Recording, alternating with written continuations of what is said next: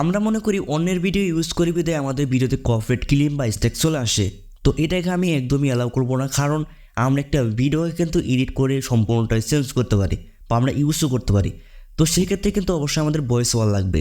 And আমাদের copyright আসে background music বা আমরা যে ভিডিওটি কালেক্ট করি সেই ভিডিওর কথাগুলা। এই কারণে কিন্তু আমাদের ইউটিউব বা ফেসবুক কিন্তু তারা আইডেন্টিফাই করতে পারে কোন চ্যানেলের ভিডিও, সেক্ষেত্রে কিন্তু আমাদের কপিরাইটটা চলে আসে। তো আমি আজকে ভিডিওতে কিছু সমাধান দিব, যেমন ব্যাকগ্রাউন্ড মিউজিকের সমাধানটা দিব। যেমন আমি এখানে সরাসরি গুগলে সার্চ করব পিক্সেবাই। তো পিক্সেবাই লেখে সার্চ করার প্রথমে যে ওয়েবসাইটটা চলে আসবে, আমরা এই ওয়েবসাইটে ক্লিক করব। ওয়েবসাইটে ক্লিক করার পরে এখানে দেখেন অল ইমেজ, মানে এখানে ক্যাটাগরি আমরা সিলেক্ট করে দেবো। তো এখানে আমরা কী করব, ক্লিক করব। সো ক্লিক করার পরে এখানে আমরা মিউজিক, ভিডিও, সাউন্ড ইফেক্ট অনেক কিছু পেয়ে যাবো। জাস্ট মিউজিক ক্যাটাগরিটা সিলেক্ট করব। সো এখানে আমাদের যে ধরনের মিউজিক প্রয়োজন, তো আমরা সরাসরি সেই টাইটেলটা এখানে লিখে দেবো। লিখে দেওয়ার পর এখানে সার্চ করে দেবো সরাসরি। এখানে কিন্তু আমাদের মিউজিকগুলো চলে আসবে। এবং আপনারা যদি এখানে হয়তো আপনার মন করা কোনো মিউজিক পাবেন না, তো এর জন্য আপনাকে সবসময় একটি মিউজিকের টাইটেল জানতে হবে। তো আপনার টাইটেল বের করার জন্য কিন্তু আরেকটা ওয়ে ব্যবহার করতে পারেন। সেটা হচ্ছে আপনি সরাসরি যদি গুগলে চলে আসেন, গুগল আসার পর এখান থেকে আপনি যে ভয়েস দেন, এই ভয়েস আইকনটার মধ্যে ক্লিক করবেন। এখানে নিচে দেখেন সার্চ দ্য সং, এটার মধ্যে ক্লিক করে দেবেন।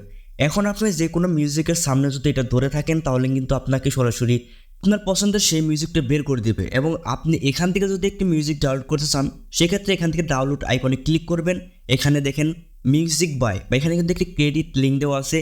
মানে এই মিউজিকের যে কোম্পানি বা এই মিউজিকের যে ওনার আছে, তার কিন্তু একটি ক্রেডিট দেওয়া আছে। আপনাকে এই লিঙ্কটা কপি করতে হবে এবং যখন আপনি এই মিউজিকটা ব্যবহার করবেন, মানে এডিটেড অ্যাপস দিয়ে, তো সেখানে কিন্তু এডিটের পরে আপনাকে যখন ভিডিওটা আপলোড করবেন, তখন কিন্তু ডেসক্রিপশন বক্সে এই ক্রেডিট লিঙ্কটা দিতে হবে।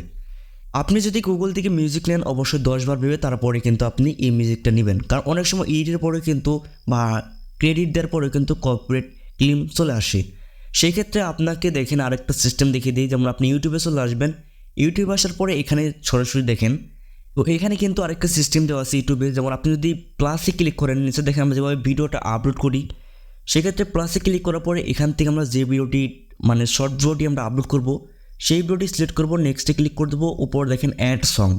তো আমরা এখান থেকে কিন্তু মিউজিক ব্যবহার করলে আমাদের কোনো রকম কপিরাইট ক্লেম বা স্ট্রাইক আসবে না। তো সেই ক্ষেত্রে এখানে আপনার ইচ্ছে মতো আপনি এখান থেকে ব্যাকগ্রাউন্ড মিউজিক সার্চ করে আপনি ইচ্ছে মতো মিউজিক ব্যবহার করতে পারবেন। তো এই সিস্টেম যদি ব্যবহার করেন, তাহলে কিন্তু আপনার ভিডিওতে কখনো কপিরাইট ক্লেম বা স্ট্রাইক আসবে না। আরেকটি ওয়ে, যেমন আপনি যদি শর্ট ভিডিওর ক্ষেত্রে, যেমন ফানি ভিডিওর ক্ষেত্রে যদি আপনি ছোটো ছোটো ক্লিপ ব্যবহার করেন, মানে 5 সেকেন্ড বা 10 সেকেন্ডের যে মিউজিকগুলো রয়েছে, ফানি মিউজিকগুলো, এগুলো ব্যবহার করলে কিন্তু আপনাকে কপিরাইট ক্লেম বা স্ট্রাইক দিবে না। এইগুলোর জন্য ক্রেডিট কোনো কিছু দিতে হবে না। এবং লং মিউজিক ব্যবহার করলে অবশ্যই ক্রেডিট, তারপরে এডিট প্রসেসটা ভালোভাবে জানতে হবে। যেমন ইউটিউবে এসে সার্চ করে দেবেন আপনার মন ইচ্ছে মতো, তারপর উপর থ্রি লাইন থেকে সার্চ ফিল্টারে ক্লিক করে এখান থেকে ক্রিয়েটিভ কমন্সে ক্লিক করে জাস্ট অ্যাপ্লাই করে দেবেন। এখানে যে ক্রিয়েটিভ কমন্স লাইসেন্সের আন্ডারে যে মিউজিকগুলো রয়েছে, এগুলো কিন্তু আপনাকে ফ্রিতে তারা ইউজ করার জন্য পারমিশন দিয়ে দিয়েছে। তারপরেও কিন্তু তারা এখানে দেখেন ডিসক্রিপশন বক্সে ক্রেডিট দিয়ে দেয়। এবং এখানে দেখেন আরেকটা কিন্তু লাইসেন্স ক্রিয়েটিভ কমন্স, কিন্তু এখানে আরেকটা মানে ক্রেডিট দিয়ে দিয়েছে আপনাদের বোঝানোর সাথে, মানে এটা ফ্রি। তো এখানে কিন্তু আপনি চাইলে এই ক্রেডিটগুলো ইউজ করতে পারেন। বা আপনি শর্ট মানে ছোটো ছোটো ক্লিপের জন্য কিন্তু আপনাকে ক্রেডিট দিতে হবে না, লং মিউজিকের ক্ষেত্রে কিন্তু আপনাকে ক্রেডিট দিতে হবে। তো আপনি চাইলে কিন্তু এখান থেকেও ইউজ করতে পারেন। তো আপনাদের আরেকটা সিস্টেম আমি দেখাই।